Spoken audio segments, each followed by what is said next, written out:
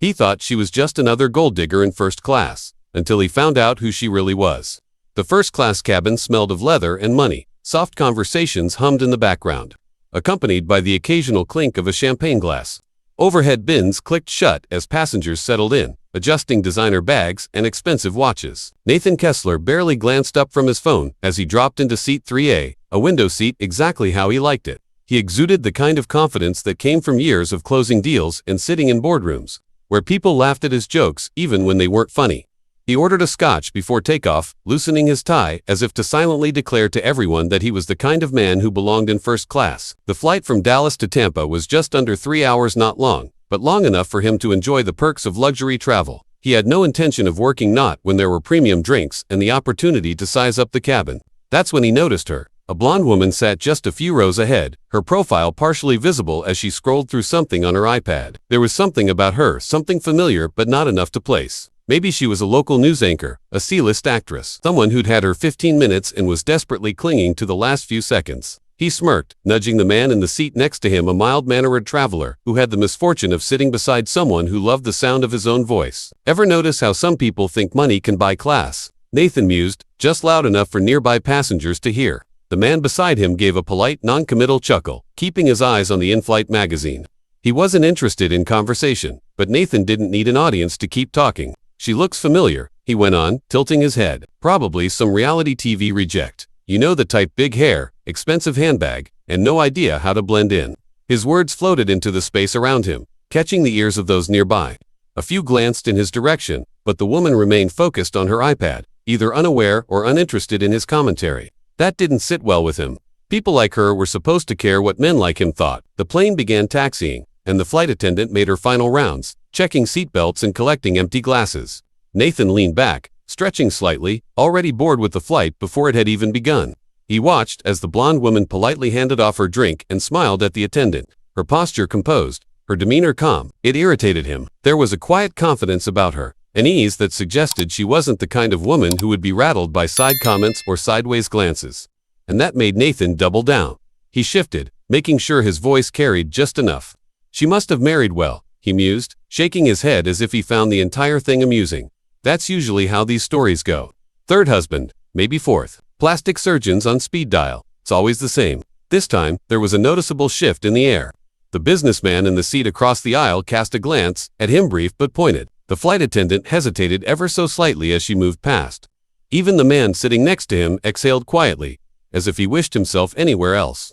Nathan, of course, didn't notice, or maybe he didn't care. He reached for a scotch as the plane lifted off, tapping his fingers against the glass. 3 hours, plenty of time to entertain himself. But what he didn't realize was that his entertainment was about to come at his own expense. The plane had barely reached cruising altitude when Nathan resumed his commentary. He wasn't the kind of man who let things go, especially not when he felt ignored. The woman, whoever she was, had barely glanced up, had given zero indication that she had heard him or cared. That didn't sit right with him, so he leaned in. The moment the seatbelt sign blinked off, he flagged down the flight attendant with an exaggerated wave, as if he were at a bar rather than sitting in first class. Another scotch, he said, handing over his empty glass. Then, just to be that guy, he nodded toward the blonde woman. And whatever she's having too, on me. It was a test, a way to get a reaction. Maybe she'd laugh, shake her head, indulge him in a bit of harmless back and forth. Women like her loved attention, at least. That's what he assumed. But the flight attendant didn't so much as blink. She's fine, sir, she said smoothly, taking his glass and moving away before he could press further. Nathan chuckled to himself, shaking his head. So, she was one of those, is the kind of woman who carried herself like she was better than everyone else, who acted as if she was above small talk. He turned back to his reluctant seatmate, who had opened a book in a clear attempt to avoid conversation. You ever noticed that? Nathan said, tapping the armrest between them. How some people walk around like they're the main character in life, like the rest of us are just extras in their little movie. The man gave him a quick glance before returning to his book. Haven't really thought about it. Nathan grinned.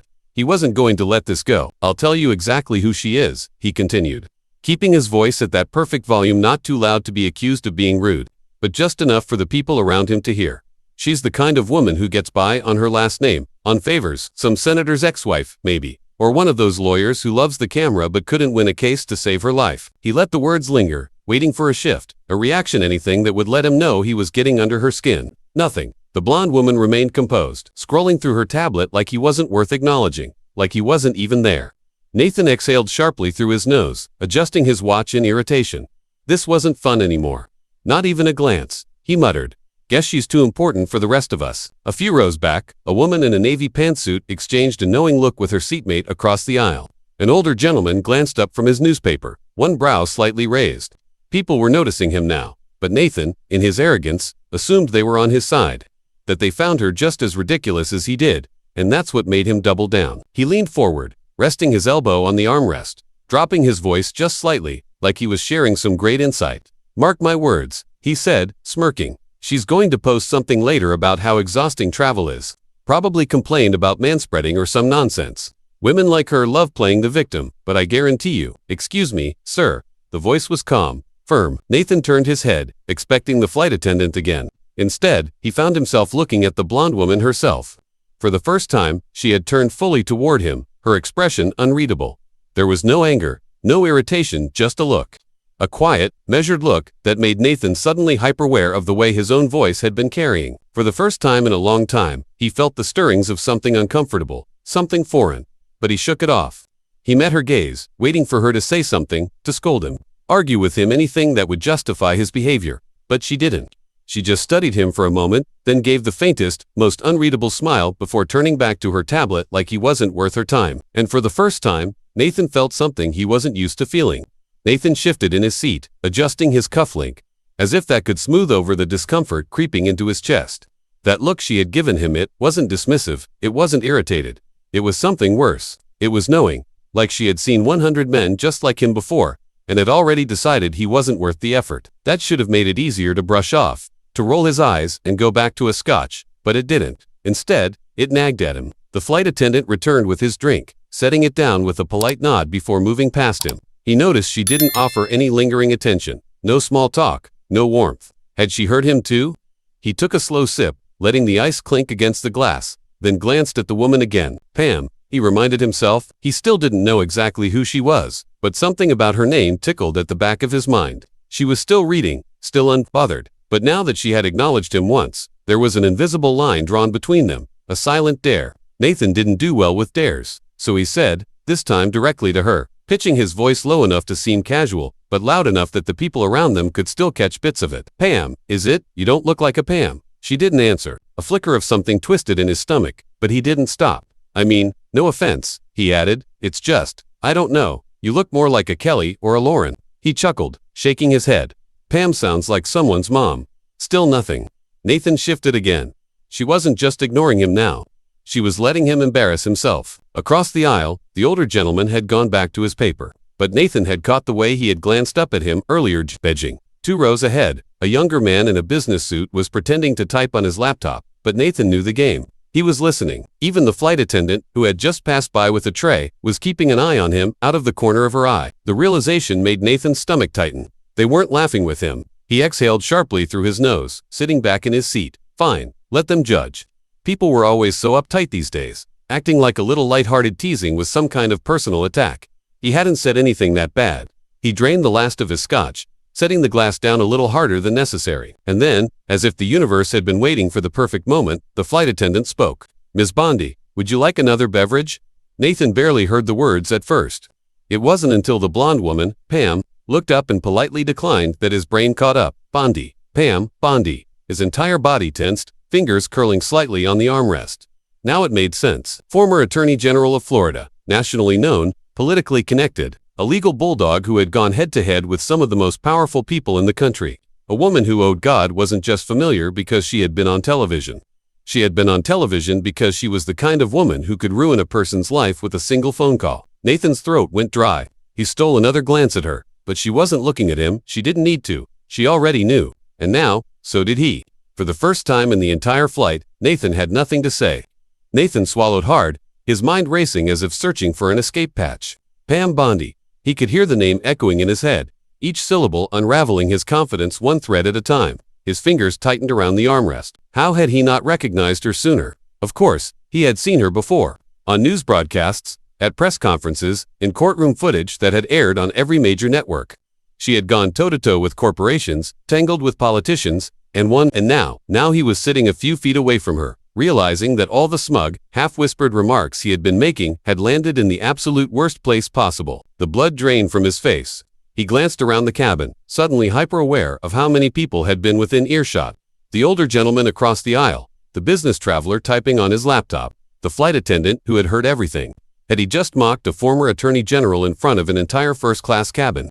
Nathan cleared his throat, shifting uncomfortably in his seat. He had to fix this. He turned his head slightly toward her, plastering on a smile that felt stiff at the edges. I thought you looked familiar, he said, forcing a light chuckle. Didn't realize I was in the presence of Florida royalty. Pam didn't react. She didn't turn. She didn't speak. She just continued reading her tablet as if he were nothing more than background noise. Nathan's stomach twisted. She had heard every word. She had registered every comment, and she had decided he wasn't worth the effort. That was worse than if she had called him out, much worse. If she had turned and fired back, at least he could have argued, could have played it off, made a joke out of it. But this was deliberate. She had made a choice to let him drown in his own embarrassment. Nathan shifted again, pretending to adjust his seatbelt as he desperately tried to think of something, anything, to say that would smooth things over. I actually followed some of your cases back in the day, he tried, keeping his tone light. You've had quite the career. Nothing, no glance, no acknowledgement. Nathan's skin prickled. He exhaled, rubbing his jaw, suddenly feeling very aware of how long this flight still had to go. It was one thing to be embarrassed for a few minutes, but it was another to be trapped at 35,000 feet with no escape, sitting in the tension he had created. And just when he thought it couldn't get any worse, the flight attendant returned. Another drink, sir, she asked. Nathan opened his mouth, then hesitated.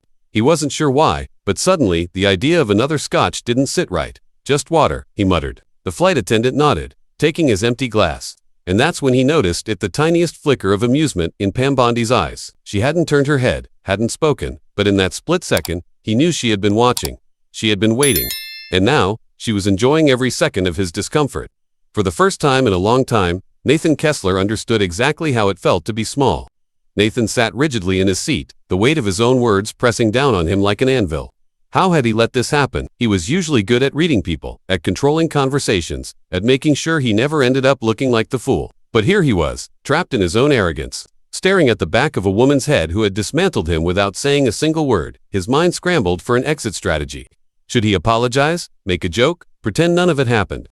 He glanced at the other passengers, subtly gauging the damage. The businessman across the aisle wasn't looking at him anymore.